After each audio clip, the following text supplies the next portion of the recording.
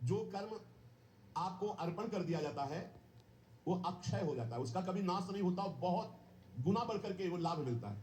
जैसे आपने कर्म किया, ये हम सत्संग में हजारों बार बता चुके होंगे कि अगर आप प्रतिफल अर्पित करते हैं कर्म, बहुत बढ़िया।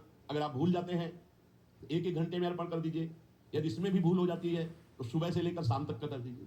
शाम के भगवान के चरणों में प्रणाम किया, हे नाथ, प्रातः काल जगने से लेकर अब तक हमारे द्वारा जो भी कर्म हुए हैं उनमें जो शारीरिक, मानसिक, वाचिक त्रुटि हुई है, अपराध हुए हैं, प्रभु उनको क्षमा करो और हम पर कृपा करके ऐसी हमें बुद्धि प्रदान करो कि हम कभी आपके विपरीत कर्म ना करें, शास्त्र के विरुद्ध कर्म ना करें। और प्रभु सारे कर्म हम आपको समर्पित करते हैं। जो कर्म भगवान को अर्पण कर दिया जाता है वो अक्षय अविनाशी हो जाता है और अनंत गुना बढ़कर वो लाभ देने वाला है। जैसे आपने परिक्रमा की और इसके बाद प्रणाम करके प्रभु को अर्पित कर दिया और बहुत बड़ा लाभ उससे प्राप्त होगा। पर साथ में प्रार्थना मत भूलना कि हमारे शरीर से, हमारे मन से, हमारे वाणी से जो आपके विरुद्ध आचरण बने हो जाने अनजाने में, प्रभु क्षमा कर दो और मेरी बुद्धि को ऐसी शुद्ध करो कि कोई ऐसी गलती ही ना हो, शास्त्र विरुद्ध आचरण ही ना हो, आपके प्रतिकूल आचरण ना हो। क्योंकि शरणागति तभी पुष्ट होती है जब श्री कृष्ण अनुकूल ले, प्रतिकूल से विसर्जनम, प्रतिकूल आचरणों का त्याग हो जाए और भगवान के अनुकूल, और वो अनुकूल कर्म भगवान को समर्पित कर दिए जाए तो वो अविनाशी हो जाते हैं और वो भगवत प्राप्ति कराते हैं।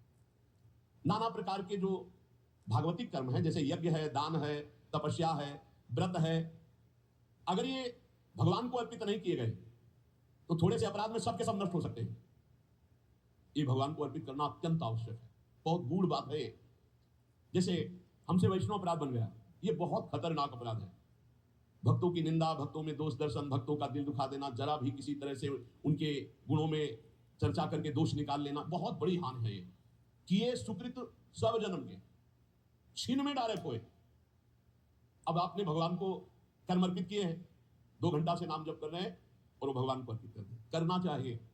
अभी भगवान की सरकारी बैंक में जमा हो गया, अब आपसे अभी वैष्णव अपराध बना, इसका दंड मिलेगा लेकिन आपका नष्ट कुछ नहीं हो सकता क्योंकि सरकारी बैंक में जमा है। इसीलिए कह रहे जो कर्म जैसे भागवतिक है, यज्ञ है, दान है, कठिन तपस्या है, व्रत है, तीर्थयाटन है, स्वाध्याय आदि आदि, यदि ये भगवान को समर्पित नहीं किए और ये सुरक्षित रहे तो ये तुम्हें स्वर्ग आदि लोक देंगे, बस भगवत प्राप्ति नहीं कराएंगे।